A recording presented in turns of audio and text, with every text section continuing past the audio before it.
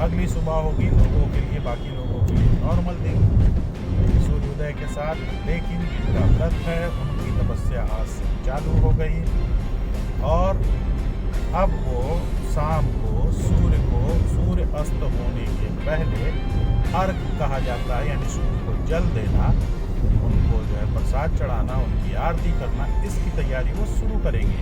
लेकिन ना एक बूंद पानी पिएंगे सुबह से, जो रात में खा करके सोएंगे, ना ही वो कुछ खा सकेंगे जिन्होंने भी ये व्रत रखा है।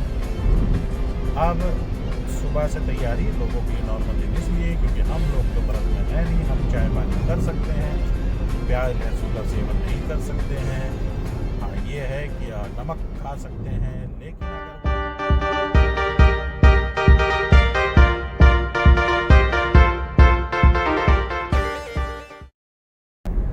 और आज की रात बनेगा प्रसाद में ठेकुआ, जो कि जो सूप होता है जिसमें पुराने समय में लोग चावल फटकते थे, उसमें चढ़ेगा।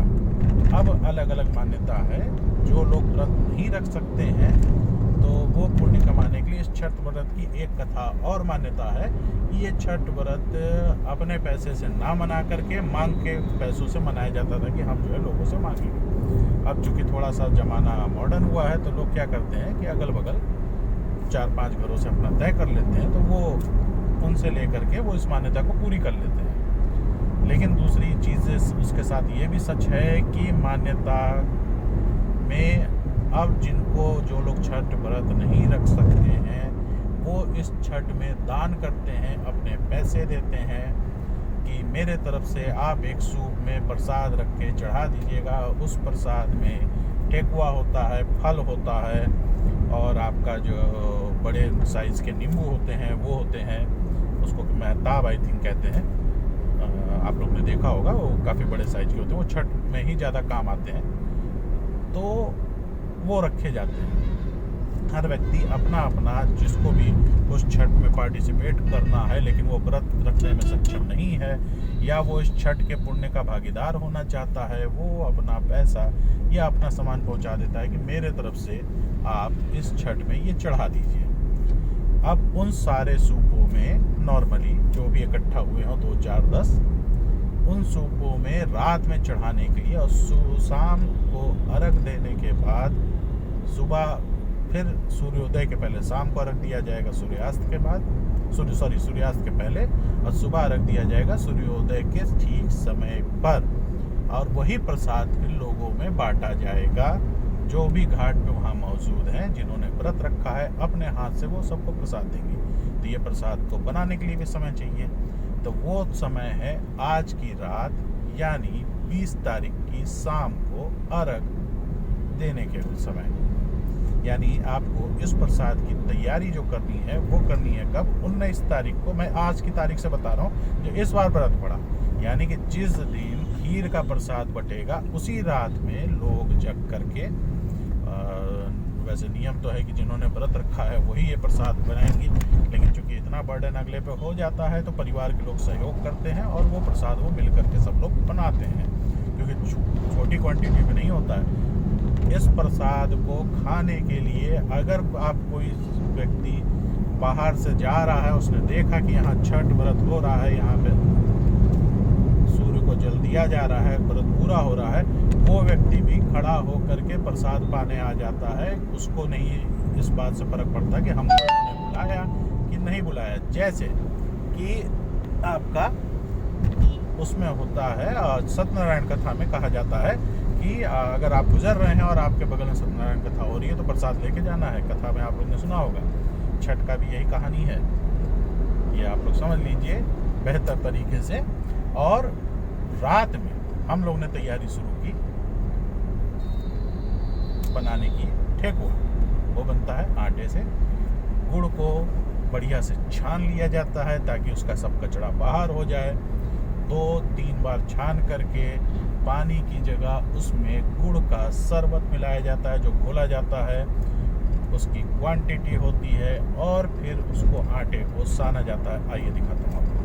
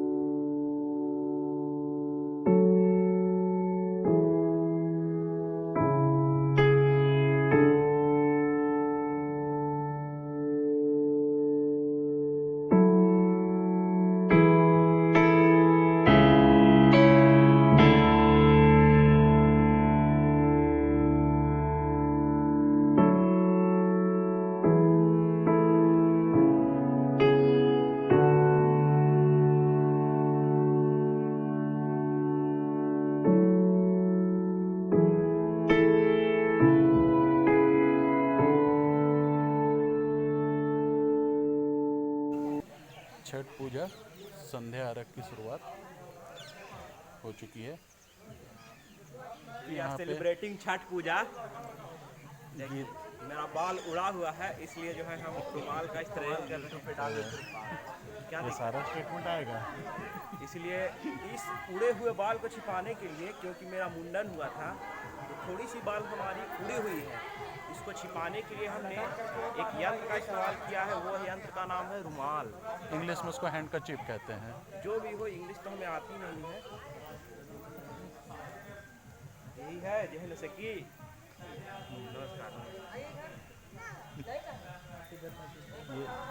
ये हमारे छोटे से फूफा जी स्टेटमेंट दे रहे थे अभी हम सबका स्टेटमेंट देंगे।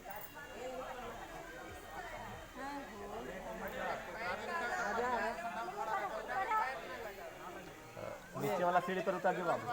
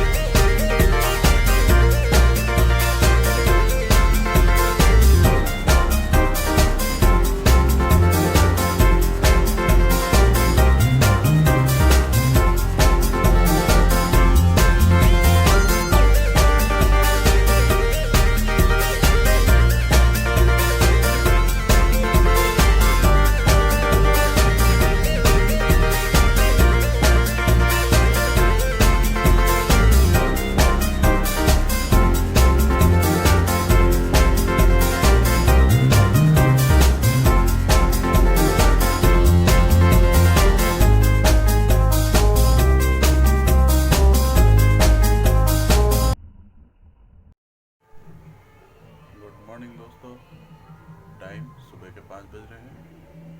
हम तैयार हो चुके हैं सूर्योदय के पहले का छठ का अर्घ देने के लिए, और यही फाइनल प्रक्रिया है छठ की। आज सूर्योदय से पहले अर्घ देंगे, लगभग सब रेडी। आप माहौल देख सकते हैं बाहर का। इसके बाद आपको ले चलते हैं यहाँ से डायरेक्ट अर्घ देने के लिए। सबकी प्रिपरेशन रेडी हो गई है। थोड़ी देर में हम यहाँ से तालाब पे जाएंगे सूर्य को अर्घ देने। बच्चा गुम हो गया। बहुत